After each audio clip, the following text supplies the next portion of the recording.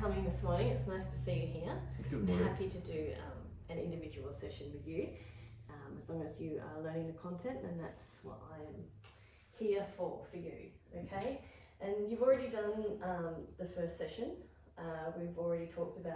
We've discussed and agreed on work goals and plans with assistance from relevant personnel. So today we're going to sink our teeth into session 2.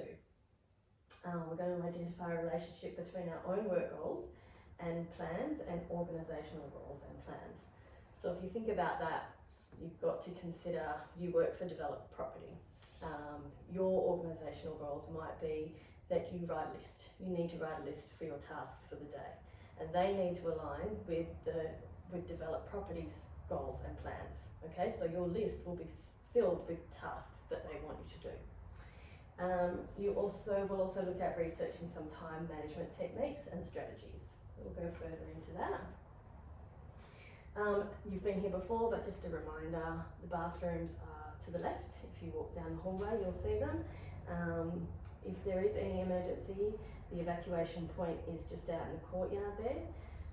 Feel free to have your mobile phone on if you like, maybe just put it on vibrate.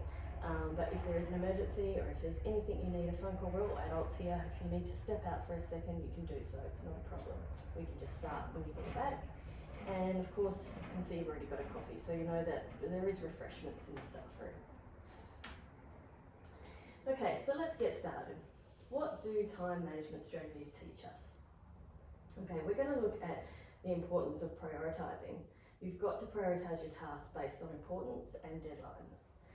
You can use tools. You will find a number of tools that you can use for time management strategies, such as calendars. There's a lot of software out there now for project management. Allocating, that's really important. You need to learn how to delegate and allocate jobs if you think that someone else should be doing something that you might not be able to, or just recognising people's strengths. And chunking time.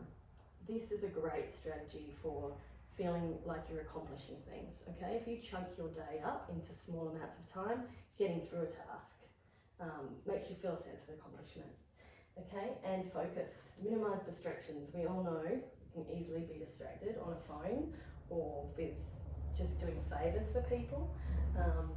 You've got to realise and recognise that that's time wasting and not effective time management. Okay, so we're looking now at the relationship between our own work goals and plans and the organisational goals and plans. So we sort of touched on this in the first session, but just as a reminder, understanding the goals of developed property. Unless you understand what their goals are, you're not going to be effective in meeting them. Okay, so familiarise yourself with the organisation's vision. Identify the relevance. Think about what it is that you're doing and whether or not it's worth it.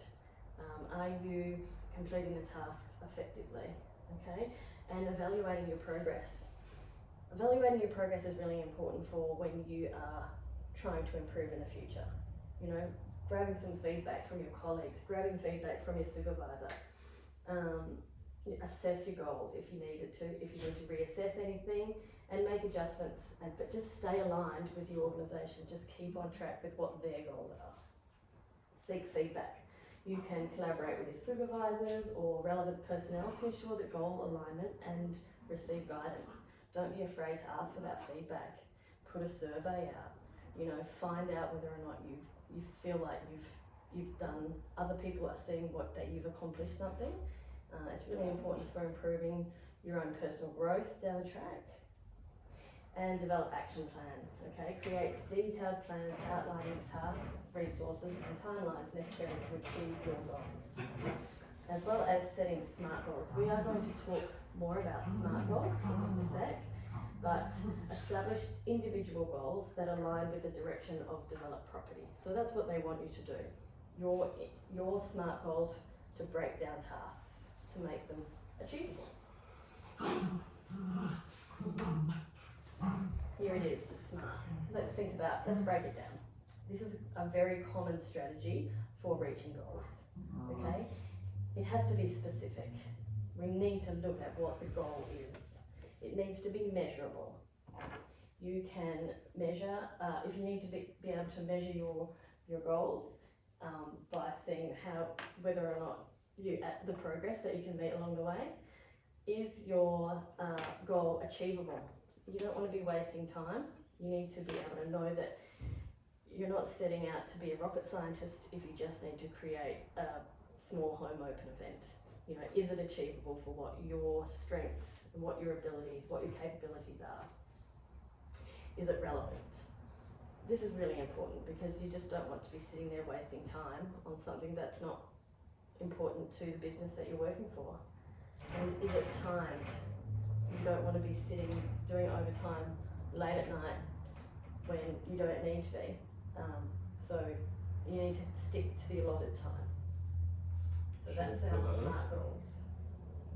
If at any point you've got any questions, feel free to just, Should I fill that up for a reminder? We're not, it's just on the next slide, so okay. It will just be, thank you.